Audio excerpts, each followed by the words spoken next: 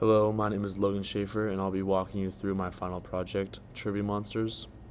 It is a text-based game coded in C designed to teach kids about clean water and hygiene, aligning with the UN Sustainable Development Goal number 6.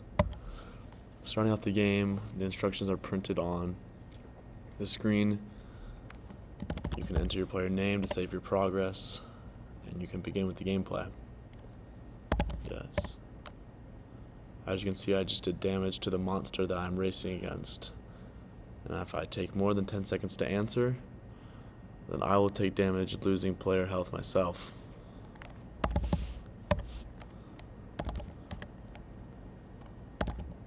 Once the first monster is defeated, a magical wizard will appear and you'll have the choice between 3 power-ups.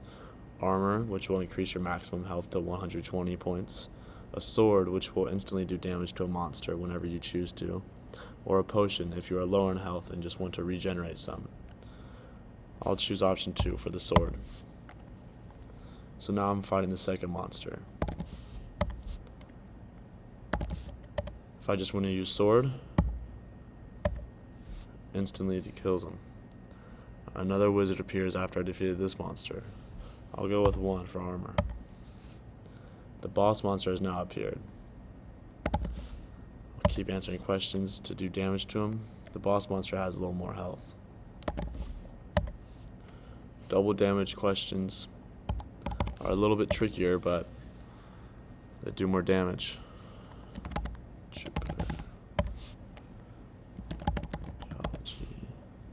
And just like that, we have beat the game. Part 2 of this video presentation, I will be going over the code behind the game. At the top of the file, I include several standard libraries. These give me access to basic input-output functions from studio.h, dynamic memory from standard-library.h, string handling from string.h, and strings.h, and timing tools from time.h. I also include unistd.h and systemselect.h for implementing input-output timeouts, and signal.h so I can handle Control+C cleanly. Right after that, I check for the presence of strd up. If it's not available, I define a custom version of it that uses malloc and string copy to create a copy of a string in dynamically allocated memory. This ensures compatibility across systems. Next, I define a struct called character, which is used to represent both the player and each monster. It contains the character's name, current and max health, a dialogue string for feedback, and a score field for tracking progress. Then I declared several global variables. These include arrays of strings to store trivia and double damage questions, a fixed size answer array, and arrays to track which questions have already been asked. I also keep flags for power-ups, a pointer to the current player, and the file name for saving progress. After that, I declare the prototypes for key functions like save progress and free questions. Moving into the signal handler, handle sigint. This function gets called when the player hits Control+C. It saves the player's progress, frees memory, and exits the program cleanly. This ensures the game can shut down safely at any time. Next is render health, which draws a visual representation of the player's and monster's HP using a 10 block bar. It scales the health value to determine how many blocks should be filled in.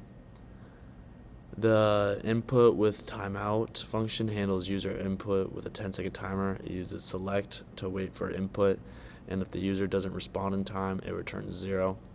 If input is received, it strips the new line and returns 1. This adds urgency to the gameplay. The next function, display instructions, is a simple function that prints the game's welcome message and instructions. It explains that the player must answer questions quickly to avoid taking damage. The next function, getRandomQuestionsIndex, returns a random index for an unused question.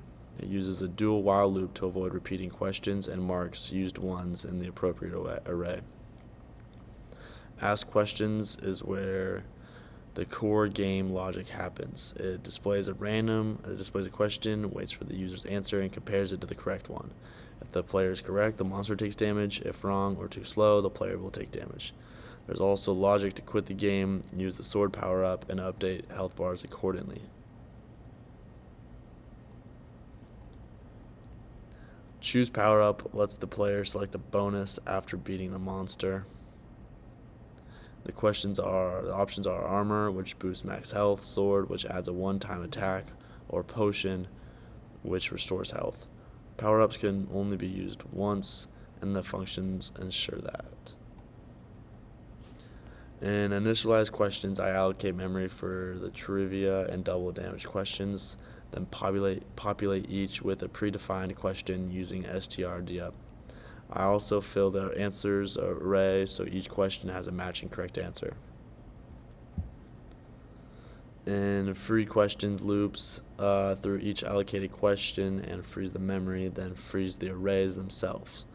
This prevents memory leaks at the end of the program.